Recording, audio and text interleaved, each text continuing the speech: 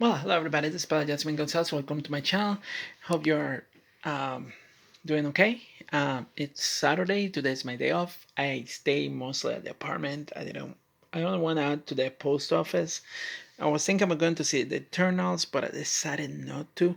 So I stay in my apartment watching um, Ghostbusters 1 and Ghostbusters 2.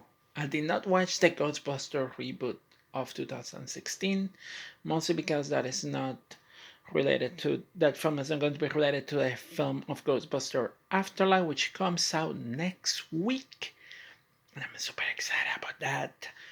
Um, as you can see, I recently have purchased one of the figures of the Ghostbusters for the movie. This is Egon.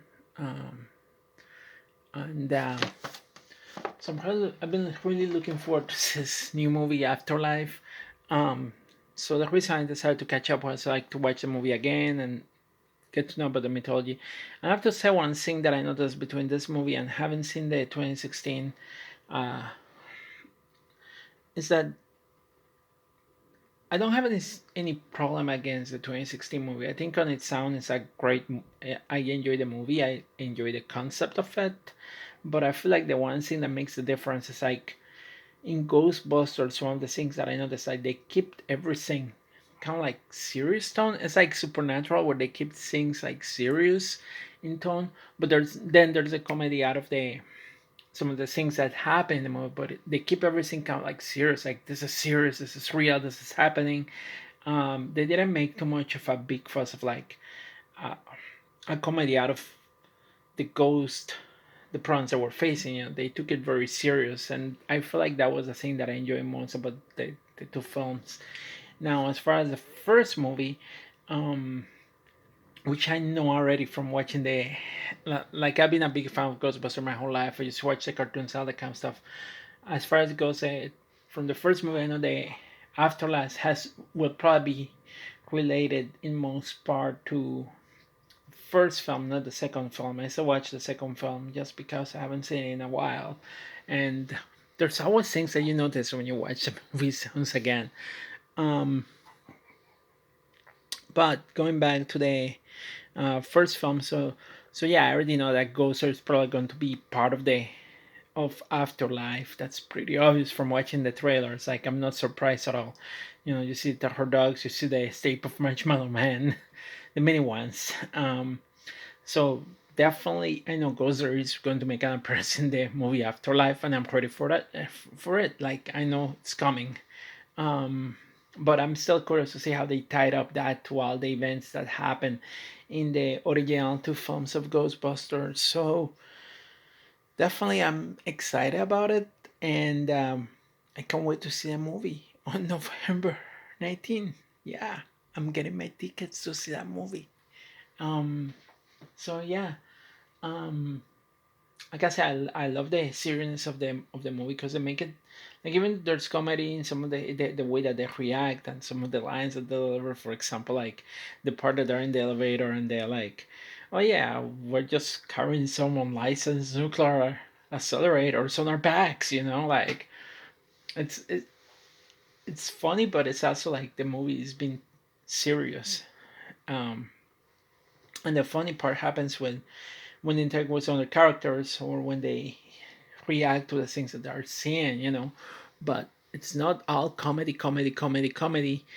One of the things that I noticed on the newer film, I still like the newer film. I still enjoy it on its own. The idea of like ley lines, especially since I'm a big RPG fan, role player.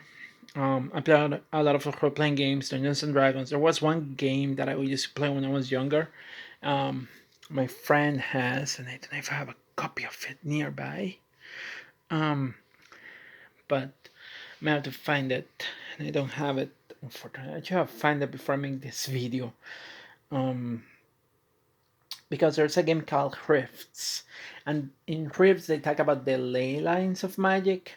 So when they put that concept in the 2016 movie, that really got me like, oh, cool! They're using a concept from an RPG game into the movie, um, which was really interesting. That they did that,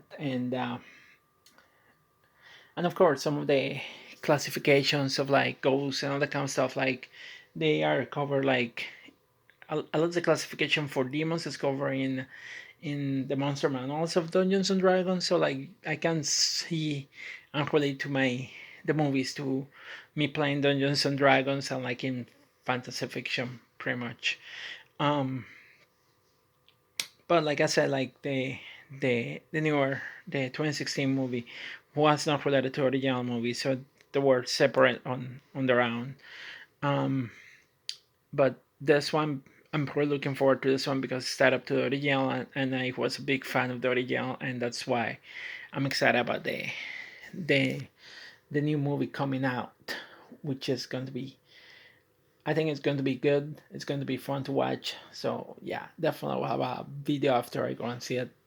Um, but like I said, I was watching today and noticed so much stuff, and like goes or it's just like it just makes you wonder like why did Custer decided to come to Earth through the portal, and how did he get summoned? Like the I know that Ivo made the building, but why on that particular time and at that time? So that's the question that the movie never answered. Also, the movie was interesting because they didn't spoil the final boss until later in the movie. Different from the second movie where you already knew that Vigo was going to be the final threat. Um, and surprised they caused more damage. Didn't cause a lot of damage than as Gulzar. Also, it didn't make me. Vigo was kind of like okay, but he wasn't like too scary.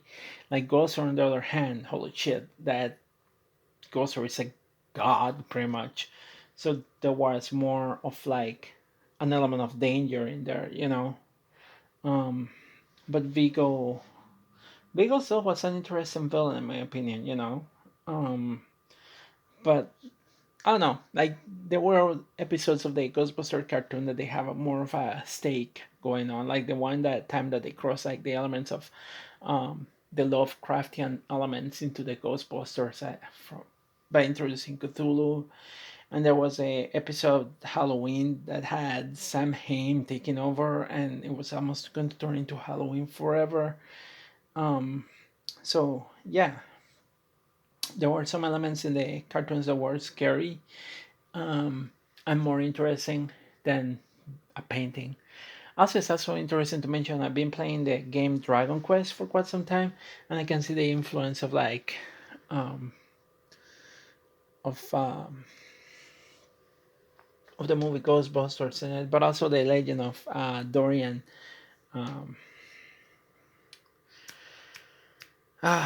Gray. Yeah, Dorian Gray. Um, which also probably influenced Ghostbusters too. And I have never read that book. Maybe I will consider reading the book of Dorian Gray, the picture of Dorian Gray, just because of they probably took a little bit of idea for for Ghostbusters 2 from that. But also took the idea to Dragon Quest 2. And in Dragon Quest, there was a painting, it was a demon, so it was quite interesting. And when you could actually enter the demon realm in the game of Dragon Quest and fight the demon, and that was quite interesting. And in here, we didn't have that in the Ghostbusters movie, but we had Vigo actually manifesting itself, so it was still quite interesting. But yeah, but anyway, I'm really curious about the new movie, and I'm looking forward to it. And I think I went too much into talking, but like yeah, definitely um, looking forward to the new Ghostbuster movie. So I'm full prepared to see that movie now that I've seen the movies again. Um, we'll see what they come out in the new movie. Yeah. Anyway, peace out, and don't forget, do not cross the streams. Like bad things happen when you cross the streams.